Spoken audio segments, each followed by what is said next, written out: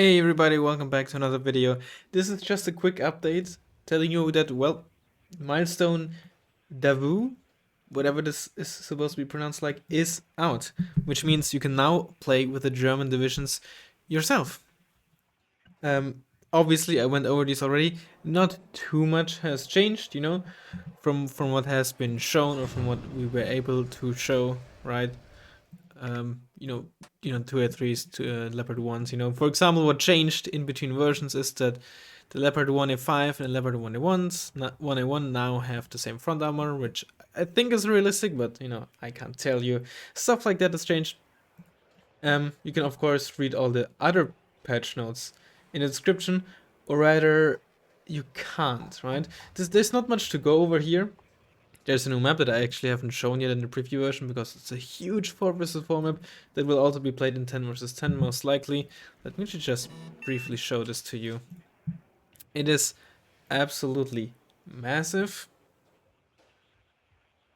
But the patch note is actually missing quite some stuff, and I'll get to it in just a second after I've just briefly shown this map. I don't really have to, there's no point, you can try it out for yourself, but maybe if for some reason you are currently not capable of updating and playing your game. There you go. Is the AI not working? There we go. Now they're working. You see, like, it's a really huge map. I think there's probably some potential to have like a 1 vs 1 map in like this area, but we'll see. But the actual important points about this patch, besides of course the biggest deal being East German and West German coalitions, there have been some other changes. For example, TADB and TADBV, or like a lot of the tanks, but I think these are probably the two biggest changes. Price increase. TADBV was, if I'm not mistaken, 190 before, and the TADB 160. Both got hefty price nerfs. Other tanks as well, but I think TADU from 280 to 305, not a huge deal.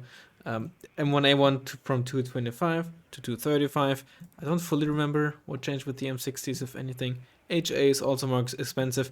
The M1 Abrams, which originally was from 140, then to 150, is now back to 140.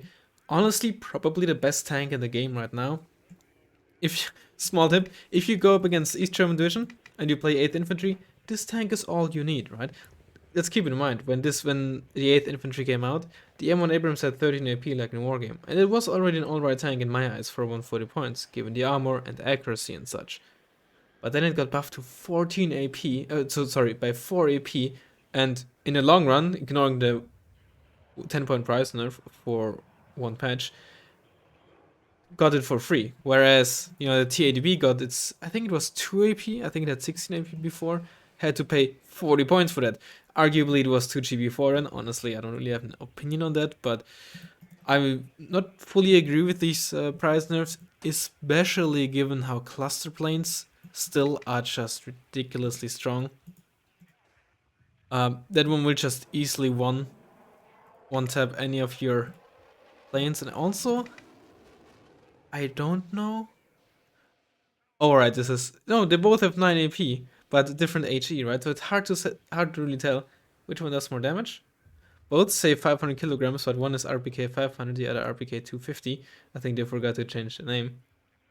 But like, yeah, I'm not a fan of all the tanks being more expensive now, or like the current, the previous tanks, because they were already very, very easy to kill with planes.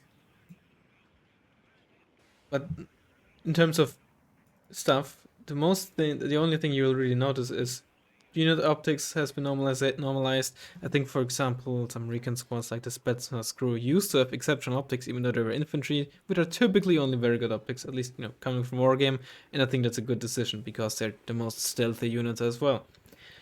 Supply, helicopter prices, and decreased availability of tactical bombers. I mean, it's all fine and good. However, there's another thing that is actually good, very good, that hasn't been mentioned.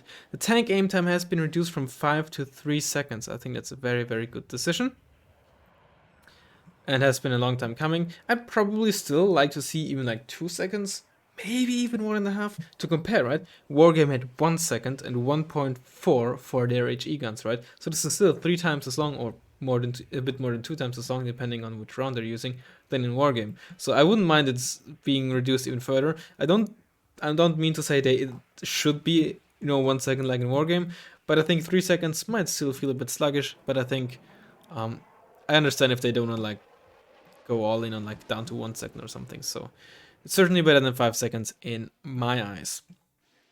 Of course, like I said, with the Leopard ones, some stuff has changed from the preview version that you might have seen. The armor reduction on the 1A5.